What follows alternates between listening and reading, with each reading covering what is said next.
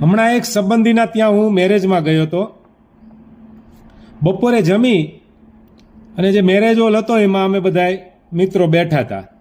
બાજુમાં એક ઓળખીતા જ ભાઈ બેઠા હતા. થોડી વાર થઈ ત્યારે ભાઈના મોબાઈલ આવ્યો.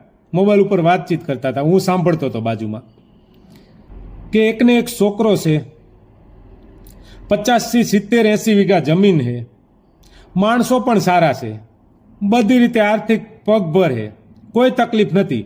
પણ મારી દીકરી છે ને, નાની હતી ને ત્યારથી મેં રાજકોટ ભણવા મોકલી દીધી.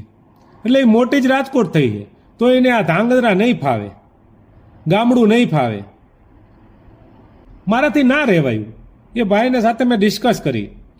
કીધું ભાઈ, તો શિક્ષણના સારા સ્કોપ માટે ઉચ્ચ અભ્યાસ અર્થે મોટા શહેરમાં સારી યુનિવર્સિટી અથવા કોલેજમાં અભ્યાસ કરવા માટે મોકલવા જરૂરી છે. પણ ત્યારે આપણે દીકરા કે દીકરી સાથે ડિસ્કસ કરવી જોઈએ કે બેટા, જ્યારે ફ્યુચરમાં તારે જ્યારે એક શહેરમાં કે ગામડામાં સ્થાયી થવાનું આવશે જીવનમાં, ત્યારે મોટા શહેરનો આગ્રહ ના રાખ. કારણ કે અત્યારે ઇન્ટરનેટથી માંડી અને બધું જ નાના શહેરોમાં મળી રહેશે. સારી સારી રેસ્ટોરન્ટમાં સારું ફૂડ મળી રહેશે. મલ્ટીપ્લેક્સ સિનેમાઓ પણ નાના શહેરોમાં હવે આવી ગઈ છે અને ઘરે ઘરે ઇન્ટરનેટ આવ્યા છે. તો પછી મોટા શહેરમાં એવું તે શું છે કે જે નાના શહેરમાં ના હોય? મેટ્રો સિટી કરતાં સારી શુદ્ધ હવા છે, સારો ખોરાક છે, મસ્ત મજાનું વાતાવરણ છે, સુખ સુવિધા છે. તો તમારે એવું શું ખૂટે છે કે નાના શહેરોમાં તમારે જવું નથી? દરેક માતા પિતા તથા દીકરા દીકરીઓએ આ વિષય પર આત્મચિંતન કરવાની જરૂર છે.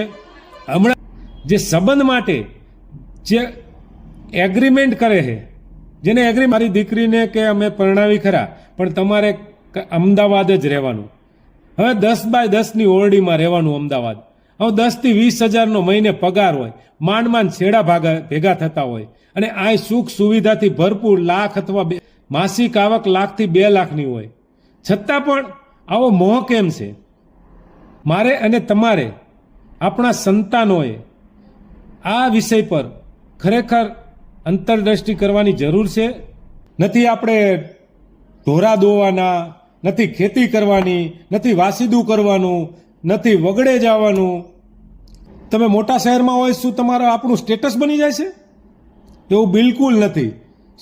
આપણા વિચારો, આપણા શોખ, આપણી આવડત બધું જ એક નાના શહેરમાં કે એક ખેતરના ખૂણે બેસીને પણ આ સોશિયલ મીડિયાના માધ્યમથી આપણે કરી શકીએ છીએ.